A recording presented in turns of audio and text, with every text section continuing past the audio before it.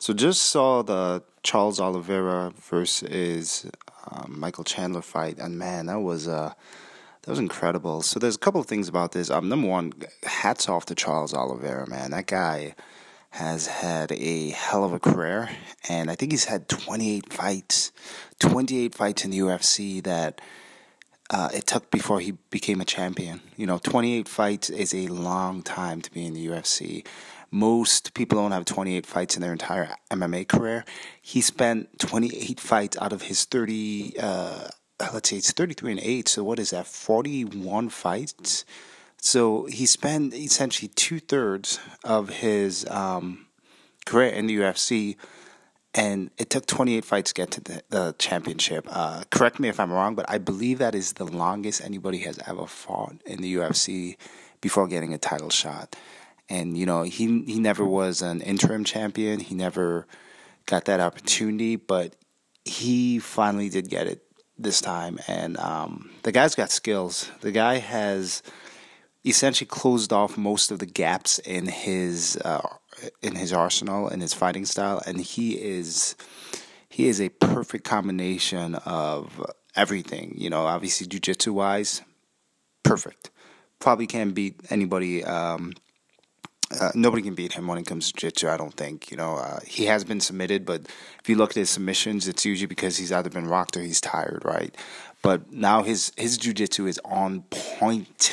And if you didn't realize that against Tony Ferguson or when he fought Kevin Lee, you can definitely see it in any one of his fights now. So he is the master of finishing, obviously, because he now holds the record. He just beat Donald Cerrone's record for finishes. And I was surprised that he knocked out Michael Chandler. But then as I started thinking about it, Chandler has been hit a lot, right? I mean, you just look at his fights with Eddie Alvarez, and he does get hit a lot. He gets connected on it quite a bit. And Charles Oliveira is a tall, lanky person who has a surprising amount of power in his punches. And so when you look at somebody like Michael Chandler, you see a guy who is stocky, who's muscular, who moves quick, has a wide stance, and throws everything with that overhand right. And you expect him to knock people out. You see a long, lanky, skinny guy like Charles Oliveira, and you might go, he's going to hit you, and he's going to piece you up, and he's going to have good position, but you forget he's got a lot of knockouts, man. This dude knocks people flat in their ass. He connects, and he does it precisely, and if you look at that, the way it happened, the way he connects is kind of a swinging left hand, and it just turns Michael Chandler's head. That wasn't the shot that knocked him out, but it's the one that started the sequence. It's the one that buckled Chandler's knees, right?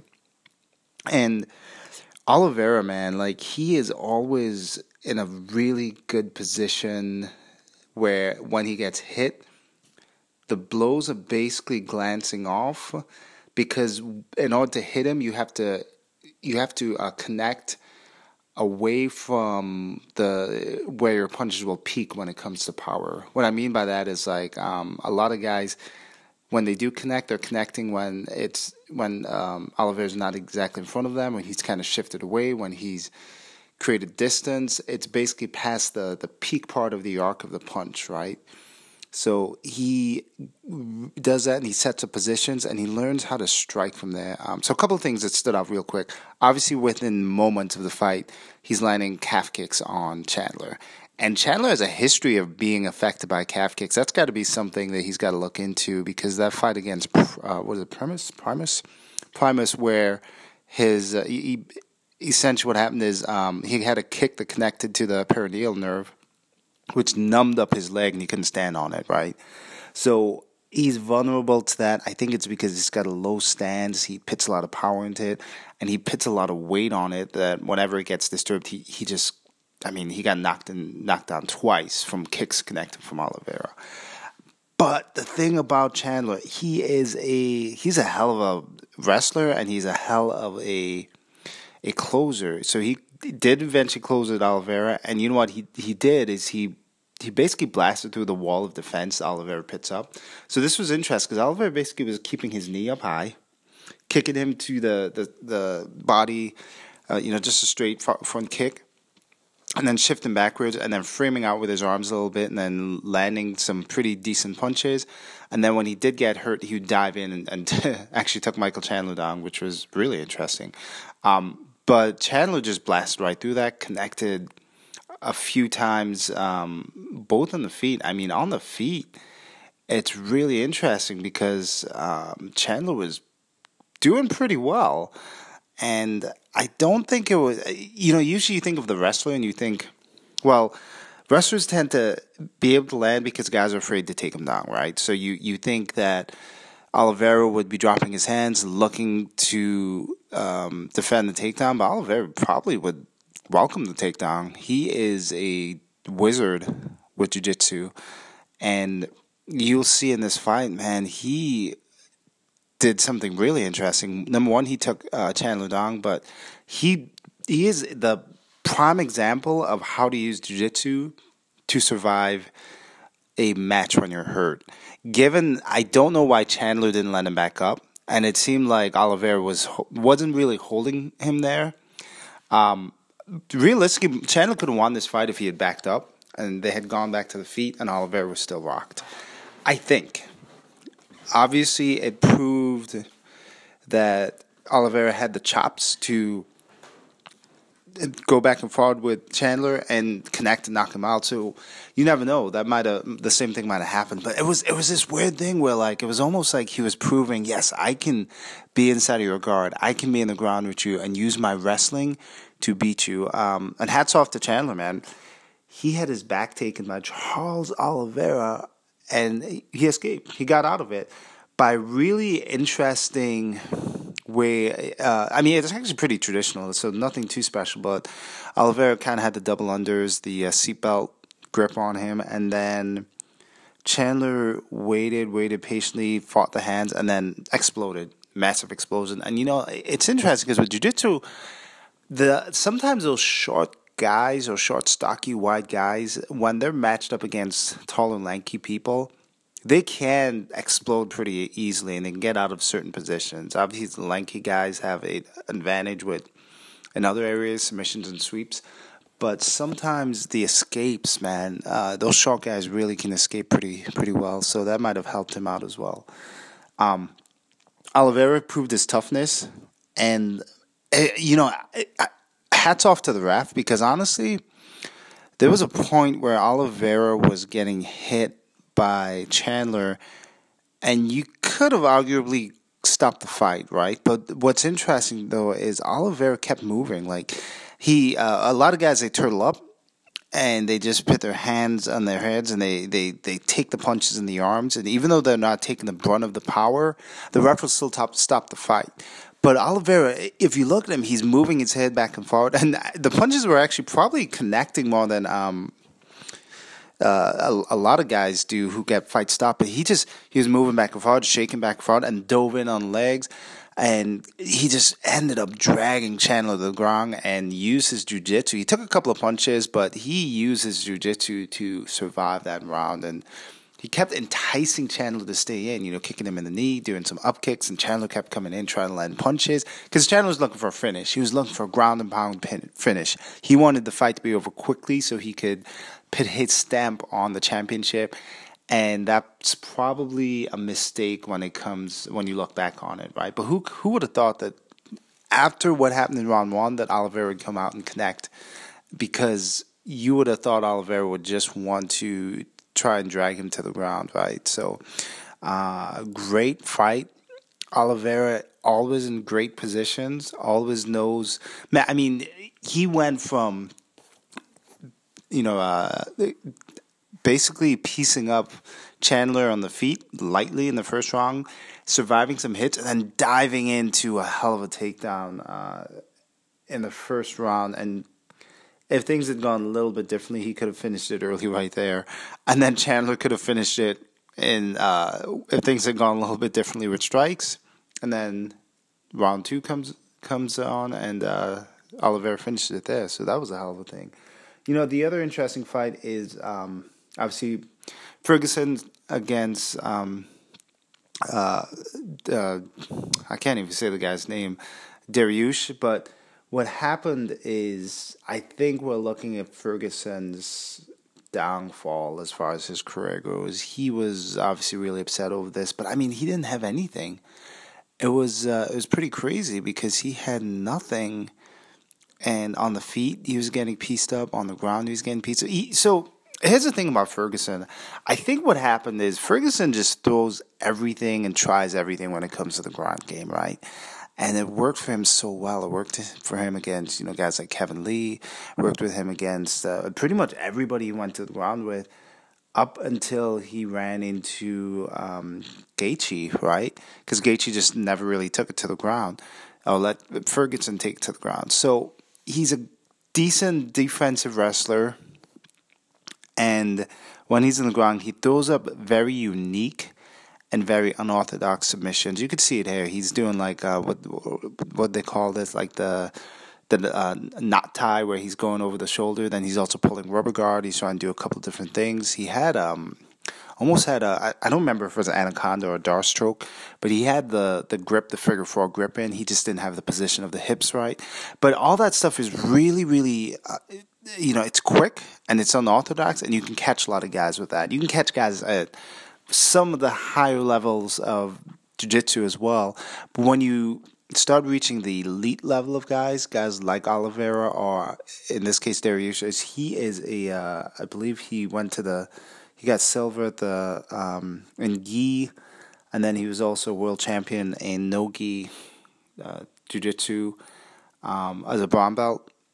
So that's an elite level of grappling. So they're not going to get caught. They won't. Those things, unless they're heavily rocked, they got hit or something, they're not going to get caught. So all those unusual, crazy, unorthodox submissions, buggy chokes and all that stuff, it doesn't really work with those guys because they continue to do good fundamentals. It's like you'll see this in a lot of MMA gyms, even in jiu-jitsu schools, where guys will be like, "Oh, rubber guard it's great. It's what you use for MMA." Yeah, rubber guard's great against some people. If you have a lot of experience, you do exactly what he did, which is you take that non-guard leg, which in this case was Tony's right leg, and you don't keep it on the hip. You step over it, you go around it, and then all that's done now is it's pit the person on the bottom in a pretty bad position, and you can snap the rubber guard doing it that way, right? You can stack them too. Some guys like to just stack guys on the rubber guard and then just step over them. Breaks the guard that way too.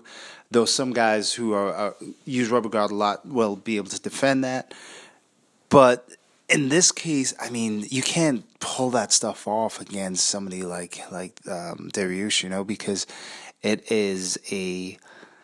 it's not going to work, because the fundamentals of good jiu-jitsu, it stays the same.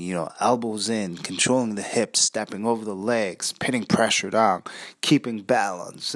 Those things work in every situation, and when you're at the elite level, you are a master of it. Whereas Tony, I mean, his jiu-jitsu is awesome, but his jiu-jitsu isn't necessarily great jiu-jitsu based off of passes and balance and sweeps. He throws a lot of submissions up, right? And that's the difference. And that does work. I know white belts and blue belts who will catch purple belts and brown belts because they just throw submission after submission after submission from every position. And eventually you make a mistake and you get caught. But the best guys don't make those mistakes, right? So that's what I think happened with Tony. He was just really good at throwing submissions when he was in bad positions. Or not bad positions, but in defensive bottom positions. And he was catching everybody. So people always said, man, his jiu-jitsu is off the chain. It's amazing. He's got amazing triangle chokes and dar strokes and anacondas and all kinds of stuff. But at the end of the day, man, like against these elite guys, it was nothing, and it makes you wonder what would have happened with Khabib, because Khabib's not going to get caught in submissions. Khabib, again, is an elite grappler, and I don't think the rubber guard, the boogie chokes, all that stuff from the bottom would have worked on him, right? In fact, Khabib's probably just as good of a submission guy as Tony is. He just doesn't throw a lot of submissions up. Though, he did finish Gaethje in a triangle choke. But that was kind of the whole whole thing, right? Dariush was able to take him to the ground. It seemed a will. I think he just won 2 for 2, took him down both times. Tony didn't really have a defense, and it was pretty interesting when he was caught in the Dosh hole, but he did something really interesting. He shoved Tony against the fence so he couldn't move. So now you're controlling the guy's hips and the guy's shoulders, and from there you can slowly get out of that Darce hold without having to worry about any surprises. Because if guys have loose hips and they have loose shoulders, they can do a lot of movement that you can't see. When they're pinned, now they can. You can tell, you can feel the movement coming, right? So he's able to make those small little micro adjustments. And I don't know if Tony's arms burned out. I think what happened is he was squeezing and he realized he wasn't going to get the choke, so he just held. It didn't look like he was putting a lot of pressure. He just held that lock, that figure four lock with his arms in, just as a control measure. And I don't know if he was waiting for the ref to stand him up or something, but the ref's not going to stand you up if you've got a possible submission locked in, right? So that was his own detriment. Tony, actually, it looked like he almost landed a kick to the head when they were both on the ground, so he might have kicked him in the head as a grounded opponent. It looked like that for 1 second, but I'd have to look at the replay. But other than that, I mean, he had nothing. That whole fight was just him getting beat up. Really, really nasty heel hook going in there. His left leg got caught, and that was an interesting position too, because Tony didn't do a traditional defense of the heel hook. He kind of let it sink in, and then just started kicking the arms like a heel kick, like a stomp. I haven't seen that before. I have seen that before on like some of the old, I think it was pancration fights. Guys would get in heel hooks and they just get kicked in the head with from the other guy, right? But he was kicking the arm, and I think that worked. But I'm wondering if that was more of, hey, now that I just felt your knee pop, which he did say he felt, maybe I can just go into a different position because I know that you're going to be compromised, right? So, yeah, I don't know what's going to be next for him, because that's two fights in a row where he has lost every round, essentially, right? Oliveira, I believe, was a clean sweep. I think it was a 30-26 sweep. And this was a clean 30-27 sweep.